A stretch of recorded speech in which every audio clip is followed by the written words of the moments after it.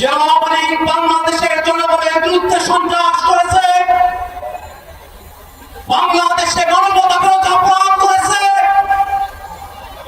বাংলাদেশের উপরে বারংবার গণহত্যা চাপিয়ে দিয়েছে, সে আওয়ামী লীগ কোনোভাবে বাংলাদেশের রাজনীতি করবার অধিকার রাখে না। আমরা অন্তর্বর্তীকালীন সরকারকে বলতে চাই,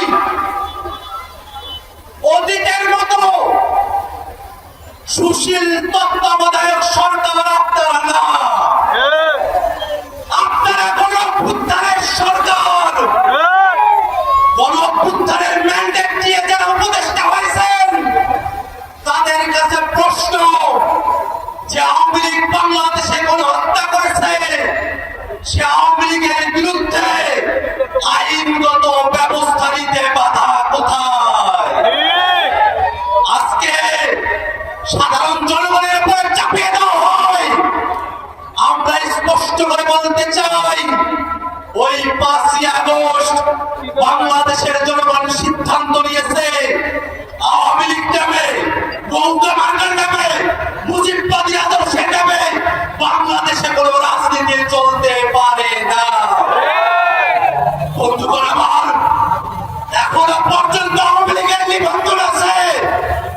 আমরা হুঁশিয়ারি দিয়ে বলতে চাই যে আওয়ামী লীগ বাংলাদেশে সন্ত্রাস করেছে, আওয়ামী লীগের নাম নির্বাচনের নিবন্ধনের খাতা থেকে কেটে সন্ত্রাসীদের খাতায় উল্লেখ করতে হবে। বন্ধুগণ আমার, বাংলাদেশে যতদিন পর্যন্ত জুলাই প্রজন্ম বেঁচে আছে, ততদিন পর্যন্ত বাংলাদেশে আওয়ামী লীগকে আমরা 1 সেকেন্ডের জন্য প্রাসঙ্গিক হতে দেব না। আওয়ামী লীগের দোষর জাতীয় পার্টি যারা 90-এর স্বৈরাচার প্রতিষ্ঠা করেছিল, তারাও বাংলাদেশে আওয়ামী লীগের রাজনীতিকে, স্বৈরাচারের দোষরের রাজনীতিকে প্রতিষ্ঠা করবার যে চেষ্টা করছে, তাদেরকে হুঁশিয়ার করে বলতে চাই, শুধুমাত্র আওয়ামী লীগ নয়, আওয়ামী লীগের প্রত্যেক দোষর তারা রাজনৈতিক দল হতে পারে, সুশীল সমাজের লোক হতে পারে, তারা সাংবাদিক হতে পারে, তারা বিচারপতি হতে পারে, যারা এই আওয়ামী লীগকে বাংলাদেশের ন্যূনতম স্পেস দেওয়ার চেষ্টা করবে, তাদের প্রত্যেকের বিরুদ্ধে বাংলাদেশের ছাত্র জনতা দুর্গ গড়ে তুলবে। বন্ধুগণ আমার, জাতীয় নাগরিক পার্টি শুরুর সময় থেকে আওয়ামী লীগের বিরুদ্ধে তাদের তীব্র কণ্ঠস্বর জুড়ে গেছে।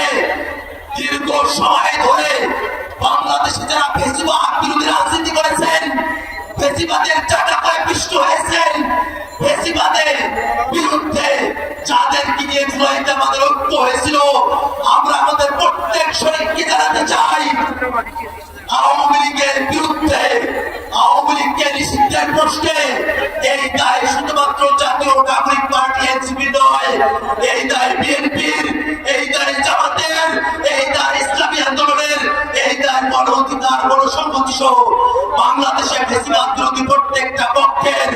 আমরা প্রত্যেক রাজনৈতিক দলের কাছে আহ্বান রাখবো, আওয়ামী লীগের বিরুদ্ধে সকলে মিলে রাজনৈতিক সিদ্ধান্ত গ্রহণ করতে হবে। বন্ধুগণ আমার, আওয়ামী লীগের প্রশ্ন অমীমাংসিত রেখে বাংলাদেশে সামনে কোন নির্বাচন হবে না, হবে না, হবে না।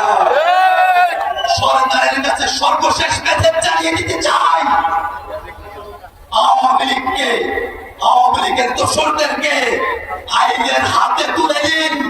জনগণের হাতে যদি আওয়ামী লীগ পড়ে, আওয়ামী লীগ বাংলাদেশে আস্ত থাকবে না। আজকের এই সমাবেশে ঢাকা শহর সহ আশেপাশের জেলাগুলো থেকে আপনারা যারা উপস্থিত হয়েছেন, তাদের সকলকে সংগ্রামী সালাম জানিয়ে আমি আমার বক্তব্য এখানে শেষ করছি। ইনকিলাব জিন্দাবাদ।